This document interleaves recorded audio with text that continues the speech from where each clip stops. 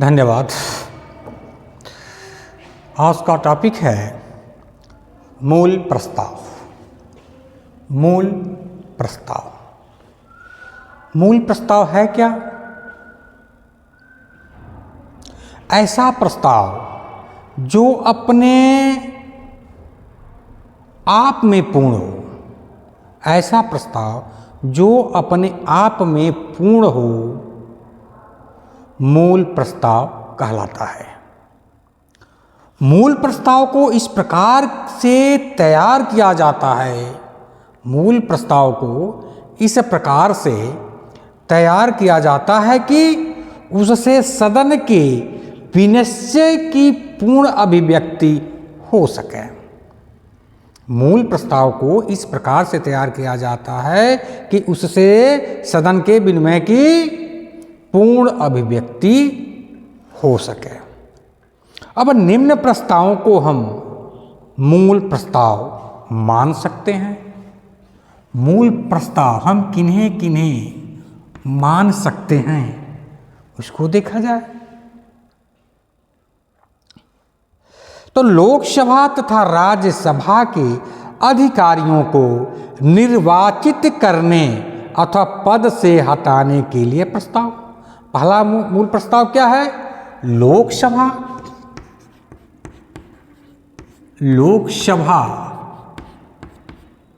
तथा राज्य सभा के अधिकारियों को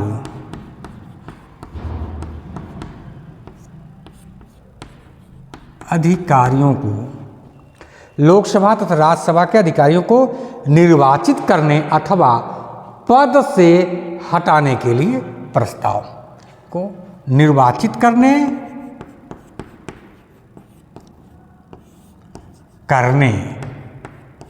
अथवा पद से हटाने की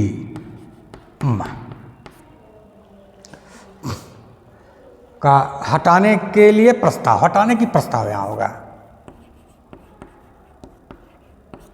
दूसरा क्या है? दूसरा क्या है? अविश्वास प्रस्ताव।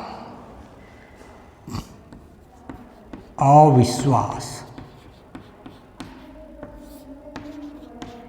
प्रस्ताव दूसरा है अविश्वास प्रस्ताव। तीसरा है विशेषाधिकार प्रस्ताव। तीसरा है विशेषाधिकार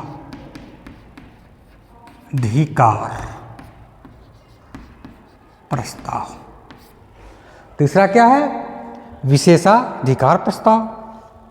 और चौथा है धन्यवाद प्रस्ताव। धन्यवाद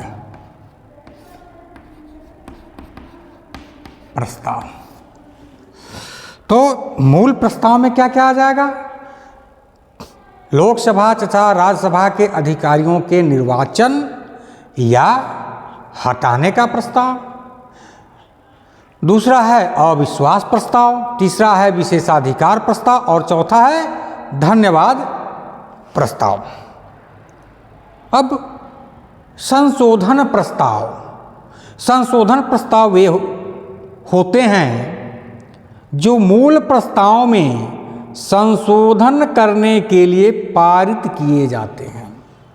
संशोधन प्रस्ताव वे प्रस्ताव होते हैं जो मूल प्रस्ताव में संशोधन के लिए पारित किए जाते हैं। संशोधन प्रस्ताव। संशोधन प्रस्ताव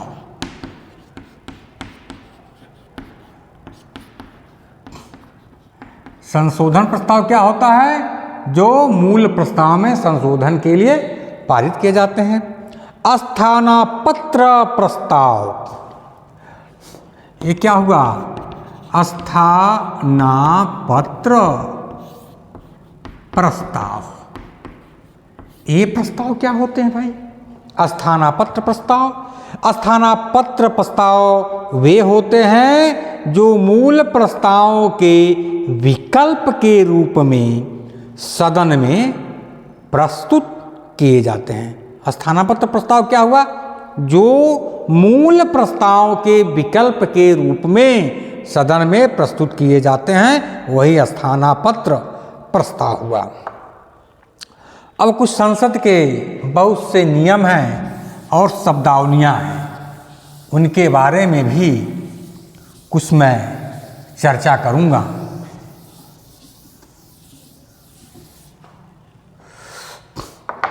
तो संसद के महत्वपूर्ण नियम एवं शब्दावलियाँ।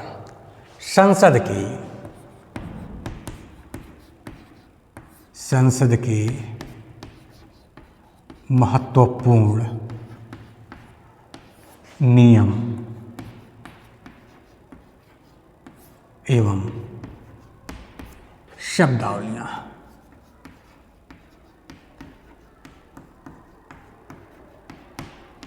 ठीक है, संसद के महत्वपूर्ण नियम एवं शब्दावलियाँ। Important rules and terminology of parliament. इनको important rule and terminology of parliament.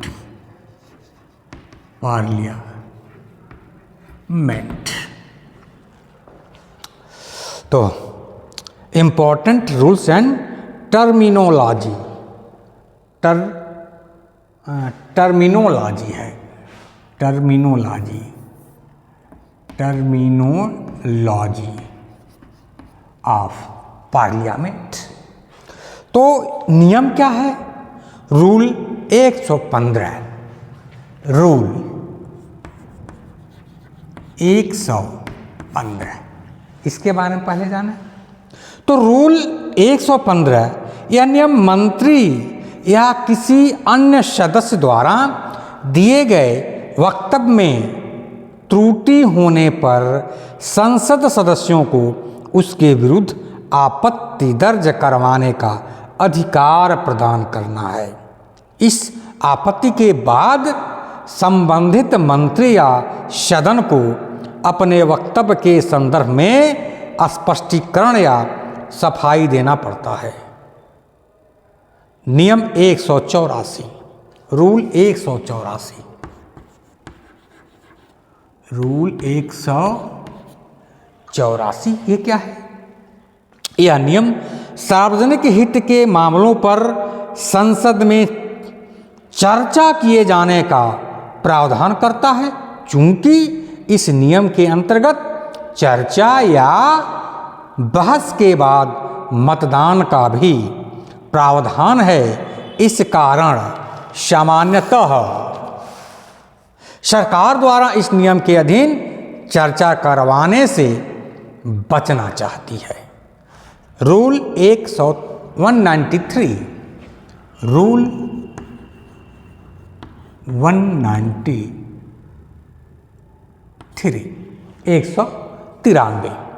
इस नियम के अंतर्गत सार्वजनिक महत्व के किसी मामले पर अल्पकालीन चर्चा के लिए किसी सदस्य द्वारा नोटिस दिया जा सकता है। चूंकि इस नियम के अंतर्गत चर्चा के उपरांत मत विभाजन का कोई प्रावधान नहीं है, अतः सामान्यतः सरकार इसके लिए तैयार हो जाती है। नियम 377, रूल 377, 377 रूल 377 क्या है? यह अवशेषी प्रकृति का नियम है। यह नियम जो है अवशेषी प्रकृति का है, अतः इस नियम के अंतर्गत वे मामले उठाए जा सकते हैं जो अल्प सूचना प्रस्तावों, प्रश्नों अथवा ध्यानाकर्षण प्रस्तावों के जरिए नहीं उठाए जा सकते। कोई मामला नियम 377 के तहत उठाए जाने योग्य है अथवा नहीं, इस बात का विनिश्चय अध्यक्ष द्वारा किया जाता है। इस नियम के तहत प्रायः लोक महत्व के मामलों को तथा बहुधा संसद सदस्यों द्वारा अपने निर्वाचन क्षेत्रों के मामलों को उठाया जाता है। अब नियम 388 रूल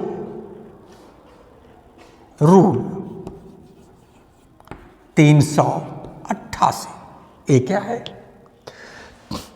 2011 में अन्ना हजारे के अनशन के समय से 2011 में अन्ना हजारे ने अनशन किया था, तो उसी समय से चर्चा में आए इस नियम के तहत सदन के सारे नियमों तथा कार्यवाहियों को दरकिनार कर किसी भी विषय पर चर्चा की जा सकती है। अब संसदीय शब्दावलियाँ क्या हैं उसको भी देखें। ये नियम हो गया। अब शब्दावलियाँ, वो शब्दावलियाँ संसदीय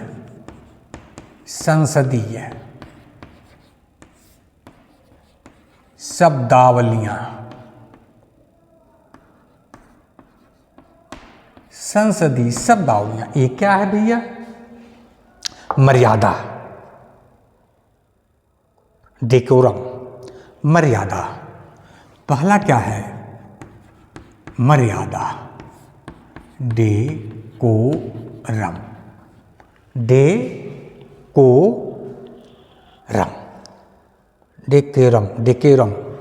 डेकोरम नहीं, डेकोरम। अब डेकोरम क्या है? सदन में विनम्र एवं सबसे स्वीकार व्यवहार करने को मर्यादा कहा जाता है। मर्यादा है क्या? सदन में विनम्र एवं सबको स्वीकार व्यवहार को मर्यादा कहा जाता है। हिप, दूसरा क्या है? हिप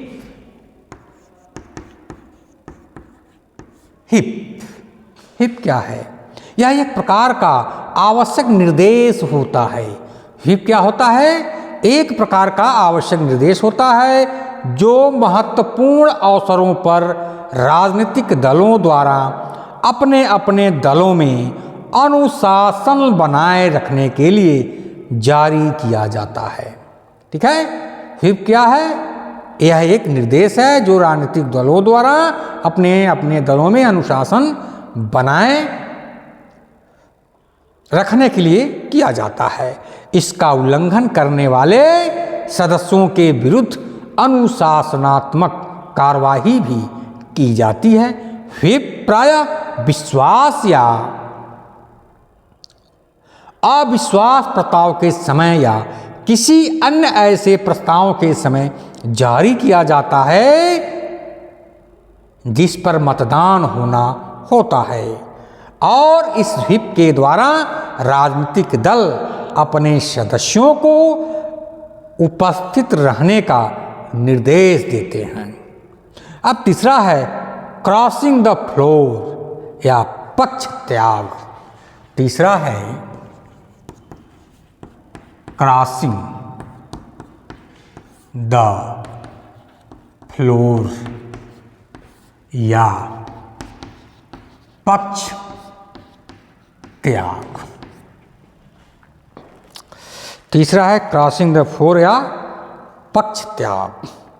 जब संसद का कोई सदस्य अपने मूल दल को जिसके की टिकट पर वह निर्वाचित होकर सदन में आया है, क्या है इसका मतलब क्रॉसिंग द फ्लोर? जब संसद का कोई सदस्य अपने मूल दल, उसका मूल दल क्या है कि जिस दल के टिकट से निर्वाचित होकर के वह सदन में आया है, को छोड़कर किसी अन्य दल में शामिल हो जाता है या अपने दल के खिलाफ सदन में मतदान करता है, तो इसे पक्ष त्याग या क्रॉसिंग द फ्लोर कहा जाता है। मतलब जिस दल से आया है चुनाव जीत करके, उसके पक्ष में मत नहीं करता है उसके अन्य दल के पक्ष में मत करता है या उसके खिलाफ मतदान करता है तो वही क्या है, क्रॉसिंग द फ्लोर उसे कहा जाता है। अंतरप्रदन, अंतरप्रदन। चौथा क्या है, अंतर। चौथा क्या है जी, अंतर, अंतर, अंतर प्रदन, अंतर प्रदन। इंटरपिलेशन, इंटर पिलेशन, ठीक है, इंटरपिलेशन, इंटरपिलेशन, पिलेशन एक का इसका मतलब होगा वह संसदीय प्रक्रिया है जिसके द्वारा किसी सरकारी, यह वह संसदीय प्रक्रिया है जिसके द्वारा किसी सरकारी अधिकारी से नीति अथवा कार्य के विवरण की मांग की जाती है। अंतरप्रदन क्या है, यह वह प्रक्रिया है या यह वह संसदीय प्रक्रिया है जिसके द्वारा किसी सरकारी अधिकारी से नीति के बारे में यानी कार्य के विवरण के बारे में मांग की जाती है, वही अंतरप्रदन है। गिलेटिन, गिलेटिन, गिलेटिन, गिलेटिन क्या है, बजट के साथ साथ सभी अनुदान की मांगों को भी, बजट के साथ साथ सभी अनुदानों को मांगों को भी स्वीकृत करवाने के लिए कार्य मंत्रणा समिति द्वारा समय का निर्धारण किया जाता है, परंतु व्यवहार में अंतिम दिन उन सभी मांगों को भी मतदान के लिए रख लिया जाता है जिस पर चर्चा नहीं हो पाती है, जिस पर चर्चा नहीं हो पाती है। अतः इस प्रक्रिया के अधिकांश मांगें बिना चर्चा के ही पारित हो जाती है। यही प्रक्रिया गिलेटिन, गिलेटिन कहलाती है, परंतु चर्चा के लिए 3 दिन पूर्व नोटिस देना आवश्यक होता है। धन्यवाद।